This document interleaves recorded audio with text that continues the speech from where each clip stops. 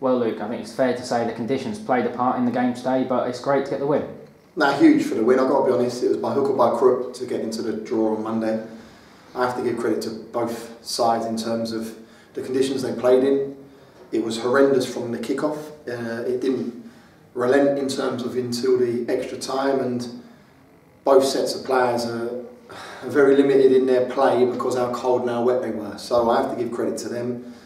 The manner in which we conceded the first goal was, not good enough. I feel that we've set standards, and the manner in which we don't clear our lines from the initial kick-off, then we don't defend the corner, then we ship out and leave Asa Hall inside the 18-yard box unopposed, who then fires a ball across the face of the goal for Jana to tap into an empty net. And you think you're going against a team that are 10 men, they're going to hold on to it, they're going to nullify very limited opportunities. When they changed the shape, put Shabu on, and he gone and got his just rewards. Great white run, great slide ball upside of the centre halves and the finish. So in fairness to Shabu, he got us back in the tie. Did we want extra time? No, I can imagine Torquay didn't want extra time, but when you go all that way, to not be successful come the end of it would have been even worse in terms of very bitter pill to swallow. But we've gone and beaten them 3-1. Would I have taken that from the start? Of course I would. They're a team that's sitting top of the National South, and quite rightly they've got personnel in there that are very, very good, and they made a few changes today. Look at Niete coming off, James Simmons-White goes in, you look at Asa Hall goes in, and Andrews comes off. So for me, very positive in terms of the result. There's obviously little bits that we need to work on with regards to the performance. The red card for Keating in the end of the first half seemed to galvanise Torquay initially, and especially when they came out of half-time. I said it to him at half-time, I've got to be honest, remember when you go down to 10 men, it's not as easy. You do, like you said, you feel holes a little bit more, you work harder for your teammate, especially in the conditions that it was. They go and get the goal on the 48th minute, which you think will galvanise them even more. I felt that gave us a lift, I have to say. I felt that enabled us to get on the front foot because the boys knew that they were going out of a cup tie, and I felt we turned up slightly. The change of shape helped, nullified them in wide areas, but yeah, listen, we went to the playoff final last year against Tramley, and they had 10 men for 88 minutes of the game and they beat us. So I was under no illusions in terms of it was going to be easy, they're just going to roll over and die. So is it unfortunate for the kid? I don't know, I haven't looked it back. My initial thoughts would say it's a red. I think it was reckless. So unfortunate for Rory Keating, but look, I'll take it. They went down to 10 men. We were fortunate to win a game of football. What a change from yourself though. Do you take some of the credit for bringing Justin Shaber on and making that tactical change? No, I've got to be honest, it was a given. I said to Cams at the halfway mark that I was going to do it, only because I felt that he gives you a little bit more impetus. He's good at ball carrying.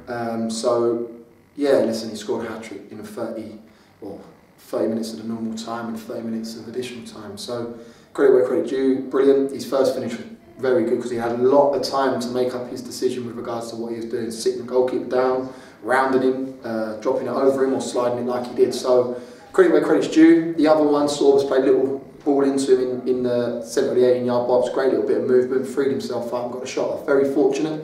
I think Kudus keeper could have made a save on that. And in the third one, where they cut the bites at the cherry in terms of the second half in the extra time, and yeah, just you're never putting the game out of sight until that third. So I was very, very happy in terms of when he scored it. Well, they'll quite rightly take the headlines for a hat-trick. I felt that Mark Ricketts was another. He was superb today. Rico's phenomenal, and I've got a job in my hands in the next 18 months, 2 years to find a replacement. Hopefully he can continue. Hopefully he plays at this football club for the foreseeable future in another years to come. But what he does for this football club and what he's brought to this football club is commendable. He is phenomenal in terms of the way he plays, the way he puts out fires, he gets people on the front foot because he's always that second line of defence. So yeah, no, I love Rico. He's a skipper by example. He leads in the manner of his performances, and yeah, like I said, I've got a job on my hands in 2-3 years' time to replace him. So it's beating 2 league leaders in the space of a week, and that's quite a good start, and it's something that will give the lads confidence. Listen, we're 2 wins on a row now, so that's going into a Christmas period is going to be positive. To enable us to go to Halifax now on Tuesday evening, they were fortunate enough to beat Barrow 2-1. We go there with a little bit more confidence. Hopefully we go with less stiffness, as in terms of the cold, the bitter rain coming across parallel into your face. And yeah, we've got to regroup. I've got a bench there that I can utilise with the likes of Manny Parry, Connor Smith and Justin Shabu now, and with 5 games in a 2-week period, it's going to be about the squad. So yeah, we go there full of confidence come Tuesday. So you'll be watching the draw closely as well for the next round? Oh, listen, yeah, we said it from the off. I said it in an interview with you Thursday.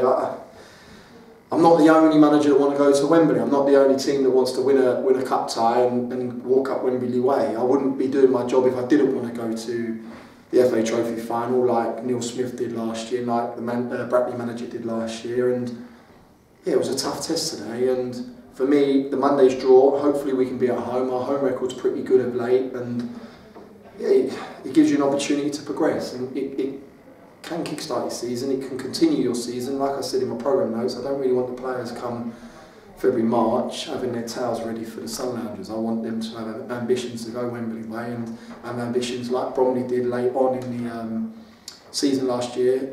It galvanised them to have a promotion push. So yeah, I think today was a massive, massive plus. We needed the win, and like you said, 2 teams that are sitting top of the pile in their respective leagues, we've beaten them, so very happy. And finally, what are your thoughts ahead of that trip to Halifax on Tuesday? Love Jamie Fullerton, love the work he's done at Halifax. I think he's done incredible in terms of the results he's picked up. Early form was phenomenal. He's probably dipped off it slightly, or they've dipped off it slightly. He's now in the hat come Monday as well with a great win up against Barrow. But we know they're going to be tough. They're organised, well drilled. They've got personnel in there that can hurt you, personnel in there that are experienced. And yeah, like I said, we go there full of confidence. We know that the job in hand in terms of going up there, and it's not going to be easy, especially playing extra time. I know that my session on Monday is going to be about getting around the players, organising them in terms of getting rub downs, treatment, getting them ready for that coach journey on Tuesday afternoon.